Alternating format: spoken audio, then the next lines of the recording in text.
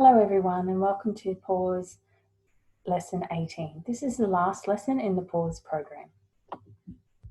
Sharing my screen with you.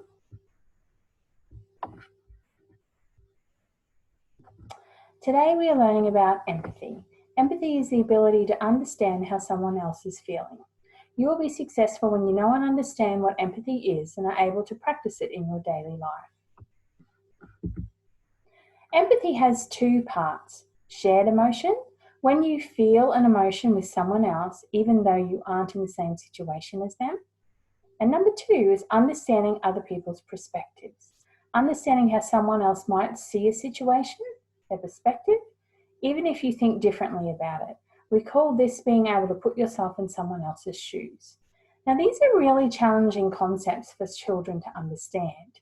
But what I've noticed over the last few years of teaching the kids about three key parts of the brain is that empathy develops more naturally, because instead of the children laying judgment, they're able to go, oh, they're amygdala fired, and they had a big emotional reaction. And as long as they do one of the pause processes to calm their amygdala down, then their prefrontal cortex will switch back on. It's so powerful, and it's really wonderful to witness the kids doing this.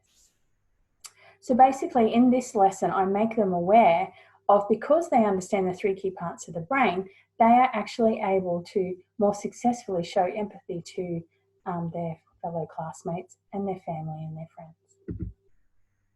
So these are two of the posters that you can put up in the classroom, and another explanation to help the kids grasp the concept of empathy. Empathy is the ability to understand how someone else is feeling or to understand the situation they are in. It is the ability to put yourself in someone else's shoes and to understand the way that a situation might make them feel. There's some fantastic YouTube clips around empathy, and also a story. So in the preps and year ones, the story is You, Me and Empathy, which is a brilliant story written by a psychologist. And then there's some YouTube clips you can watch from the dojo, Mojo from Dojo, and also Brene Brown's take on empathy for the older students. Understanding what is happening in someone else's brain is showing us empathy.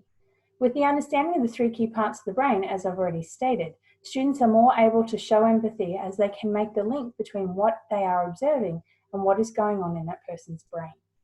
Their amygdala could be firing because they don't have anyone to play with. This is so powerful, and I've witnessed it several times. Another great poster to explain empathy and have around your classroom. This is one of my favorites, so having the shoe. And when I was a prep teacher, we often would get the kids to dress up and put on different shoes, like the butcher and the doctor and the farmer and the fire brigade and the nurses and the ambulance bearers. And that was a lot of fun. But now we've taken it to a higher level, because now they can understand everybody, and looking at it from a brain's perspective, they can easily put themselves into other people's shoes. Here are three activities, again connected to the student booklet, that you may choose to do with your students to unpack empathy and to discuss it and how the kids actually see empathy from their perspective.